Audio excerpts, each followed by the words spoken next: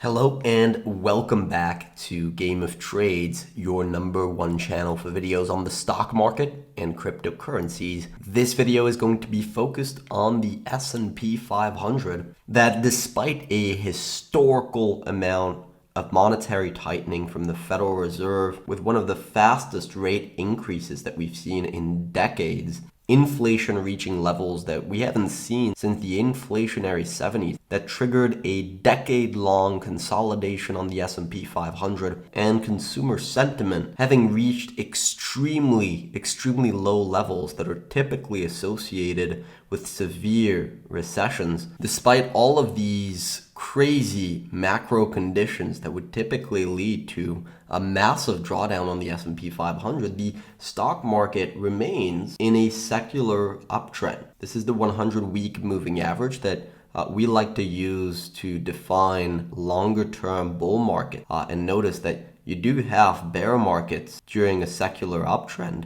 A bear market is defined by a 20% drop, but zooming out, this is a secular bull market. So the question is, what will it take for this market to finally move down, give up the ghost, break this uptrend, and cause a lot of pain? That's the question that we're looking to answer in these videos. We reassess the market and take a look at the data from different perspectives and stay on the right side of this crazy market. If you are interested in following this channel, don't forget to click on that subscribe button. If you enjoy this episode, make sure to smash that like button as hard as you can. And now without further ado, let's get right into it. Okay, so let's quickly recap the recent price action on the S&P 500. And before we discuss any type of macro environment, any fundamental thesis, let's just look at the straight facts on the S&P 500. We recently rejected off this downtrend line resistance here, confirming that the market is still seeing a lot of selling pressure during counter-trend rallies. And more recently, we saw a breakdown here of this short-term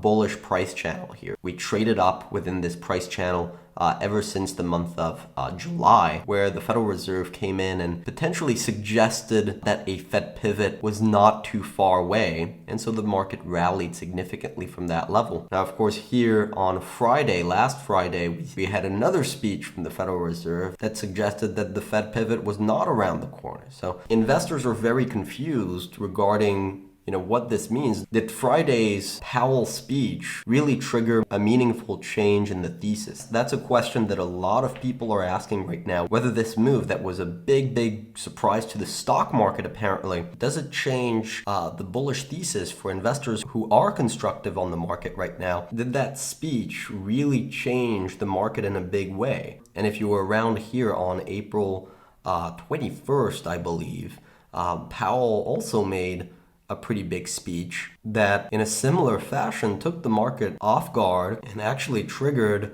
from there a 20% drop. Now, in an update from a couple of weeks ago, and I want to show you this because I do think it helps answer and put into context what's happening here. We discussed here in the conclusion of that update that the bigger part of the 2022 bullish case is based on valuation expansion. So PE multiples, PE ratios expanding again, which is something we really haven't seen since 2020. And the only way that can happen is by seeing the 2-year rollover, which so far has not been the case. So that leaves room for the market to reconsider how much of the Fed pivot has been priced in. So in other words, here in this rally on the S&P 500, the stock market front ran the Fed pivot in a big way, while the bond market wasn't really saying the same thing. And this is the 2-year yield that was back to its June high, while the market was a long way off its June low. So the market kind of snapped back to reality here, and I want to show you a chart that is hopefully going to put this into more context. This is a chart that we produced in yesterday's S&P 500 update, but I really want to show you guys because it's so visual and so powerful. So this is the 2-year yield, but inverted, right? 1 minus the 2-year yield. And so when it's going down, it means that financial conditions are tightening. So Federal Reserve rate hike expectations are increasing. And you can see here that every time the market rallied but financial conditions were tightening, the market snapped back to reality. It happened again here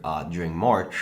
big rally, but financial conditions were tightening, and so the market snapped back to reality. And look at what's been happening here. We had a big rally, the financial conditions were tightening, and so the market is snapping back to reality. So in other words, you need to see the 2-year yield roll over for that trend to stop. You need to see that orange line begin moving up for the market to stop snapping back to reality. So I know I'm going to get comments that directly criticize us for flip-flopping. This is not what I'm doing. I'm just trying to lay out the facts here. And now I'm going to add a little bit of nuance to what's going on, because this chart might look scary. It might look like the stock market is due for a pullback, just like we saw after that meeting here where the market snapped back to reality and so triggered a 20% move down. Is that what's in store for us here? That might look like that's the case here, but I want to do a quick exercise with you guys. Put what's going on here, hopefully in more perspective. Take a look and compare what happened in this rally relative to what happened during this rally. Between the beginning of this bear market rally and Jerome Powell's speech here, so that was 56 days. Look at what happened to the 2-year yield. And I'm going to actually put the real 2-year yield, not inverted, on this chart for you to see what happened to it. It moved from around 1.3% right here all the way here during Jerome Powell's speech to 2.6%, right? So the 2-year yield moved up 150 basis points during that bear market rally period. So a huge increase in tightening expectations from the bond market throughout that period. And so when Jerome Powell made that speech and reaffirmed that they would indeed tighten and fight inflation, that's when the market priced in all that tightening that the bond market had already priced in. So now let's fast forward to what happened between the start of this rally all the way to when Jerome Powell spoke on Friday, right? So the exact same comparable situation. Let's measure that. That's around 70 days, so around a couple of months, around the same time span as we had right here. And look at what the 2-year yield did throughout that period. It was flat. So throughout this period, you had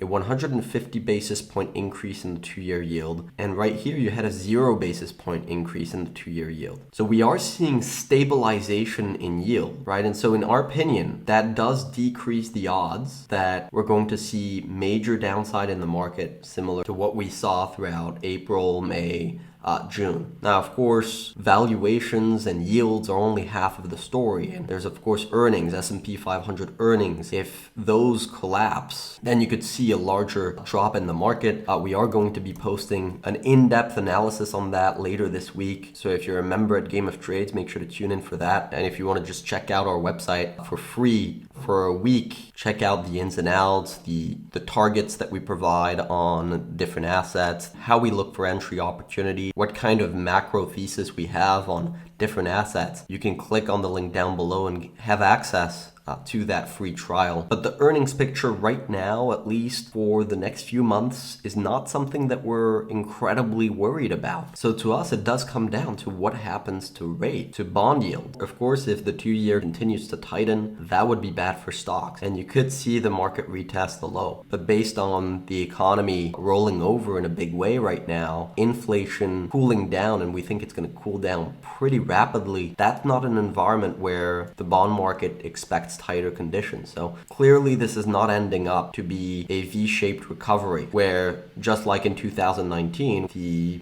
bond market reversed and never looked back, and just a couple months later the stock market followed suit. Right here, it could seem like we have more of a bottoming process where the stock market stays within a range for a while until financial conditions do begin to ease and reflect what's going on the inflation front and the economy. Now, of course, that's just our opinion. If you have a different opinion, make sure to leave that down in the comment section down below. So in terms of actual levels here, let's quickly take a look at that. We have a pretty important zone of support at 3,900 points that we're carefully looking at right now. It's not a given that this is going to hold, but I do think there's going to be a lot of dip buyers waiting for that level here, especially when you see the fact that this is the 61.8 retracement level from this rally here. So it's a typical retracement level. And if you take into account this head and shoulder pattern that broke down during Jerome Powell's speech,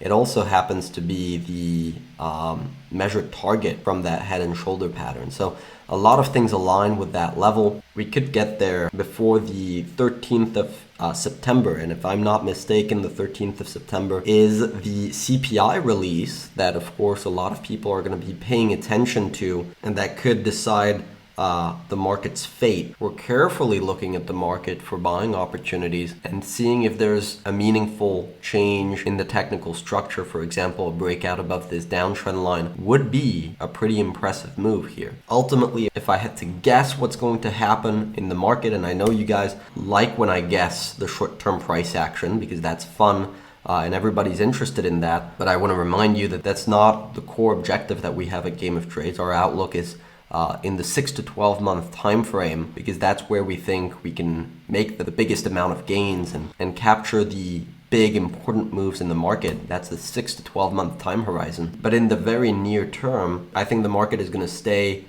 between these two important trend lines up until the CPI reading on the 13th of September. In yesterday's S&P 500 update, we did briefly highlight whether we think it's going to be a weaker or hotter than expected CPI reading, and we're pretty confident in that assessment, and so that could determine the short-term price action on the S&P. Now, that's about all I wanted to cover in this episode. I hope you guys enjoyed. If you did, don't forget to smash that like button and subscribe to the channel if you haven't already. Now, in the meantime, I wish you good luck on your trading, and see you next time.